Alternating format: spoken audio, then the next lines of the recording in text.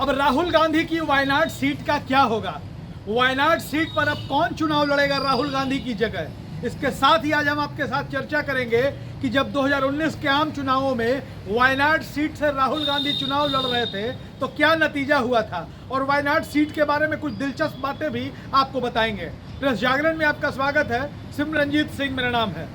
राहुल गांधी को लोकसभा की सदस्यता से लोकसभा स्पीकर ने डिस्क्वालीफाई कर दिया है, यानी कि अब राहुल गांधी सांसद नहीं रहे। राहुल गांधी को अयोग्य करार दिया जा चुका है। राहुल गांधी केरल की वायनाड सीट से जीतकर सांसद थे। अब राहुल गांधी की जगह पर कौन चुनाव लड़ेगा, ये आपको जानना बेहद दिलचस्प हो जाता है इन परिस्थितियों में। लेकिन उसके पहले हम आपको बता दें कि जब पिछली बार चुनाव हुए थे तो केरल में वायनाड सीट का नतीजा क्या हुआ था। दरअसल भारतीय जनता पार्टी का जो सहयोगी राहुल गांधी के खिलाफ चुनाव लड़ रहा था, सबसे पहले हम आपको उनके बारे में बता देते हैं। राहुल गांधी के खिलाफ जो बीजेपी के गठबंधन के उम्मीदवार थे, राहुल गांधी ने उनको 6 लाख से भी ज्यादा वोटों से हरवाया था।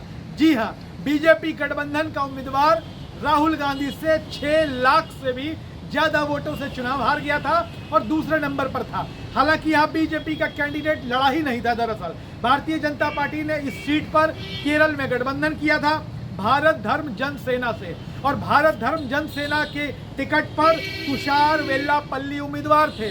तुषार वेल्लापल्ली को बीजेपी का समर्थन हासिल था। तुषार को टोटल 78,000 वोट मिले थे। जी हाँ, भारतीय जनता पार्टी गठबंधन के उम्मीदवार को 78,816 वोट मिले थे। राहुल गांधी को 7,07,000 वोट हासिल हुए थे। इस सीट पर दूसरे नंबर पर सीपीआई के पीपी सुनीर थे, जिन्हें 2,74,000 वोट मिले थे। लगभग 4.5 लाख वोटों से राहुल गांधी इस सीट पर चुनाव जीते थे और उन्होंने बीजेपी के कैंडिडेट को, बीजेपी गठबंधन के उम्मीदवार को 6.25 लाख वोटों से हरवाया था।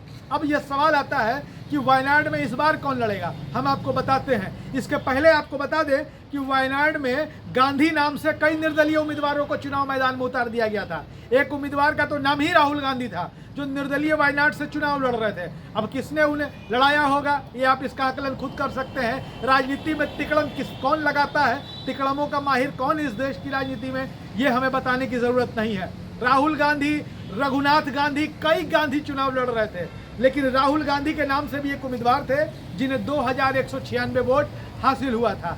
अब इस बात की चर्चा चल रही कि चूंकि राहुल गांधी डिस्क्वालीफाइड हो चुके हैं, लेकिन अभी यह आपके लिए जानना जरूरी है कि राहुल गांधी के लिए अभी आगे के रास्ते खुले हुए हैं। राहुल गांधी ऊपरी अदालत का रुख कर सकते हैं। ऊपरी अदालत का फैसला क्या आ सकता है, इसके बाद ही इस पर बहुत कुछ निर्भर है, क्योंकि सूरत की जिस अदालत ने राहुल गांधी को सजा सुनाई है, उसने उन्हें 30 दिन अपील का वक्त दिया है। हालांकि जो फैसला सूरत कोर्ट की तरफ से आया है, उसमें इस आदेश में स्पष्ट नहीं किया गया है कि जितने दिन राहुल गांधी कोर्ट में अपील कर सकते हैं उतने दिन तक उनकी सदस्यता भी निलंबित रहेगी या नहीं। और जिस तरीके से विपक्षी दल लगातार देश के संस्थाओं पर सवाल उठा रहे हैं, चुनाव आयोग पर सवाल उठा रहे हैं, ऐसे में कई लोग इस बात पर भी अंदेशा जता रहे हैं कि राहुल गांधी के कहीं कोर्ट जाने से पहले ही इलेक्शन कमीशन वायनाड में उपचुनावों की घोषणा न कर दे। अगर उपचुनावों की घोषणा होती है तो राहुल गांधी या उनकी पार्टी की ओर से जो भी पिटीशन ऊपरी अदालत में दायर होगा, उस पर सुनवाई इलेक्शन रिजल्ट के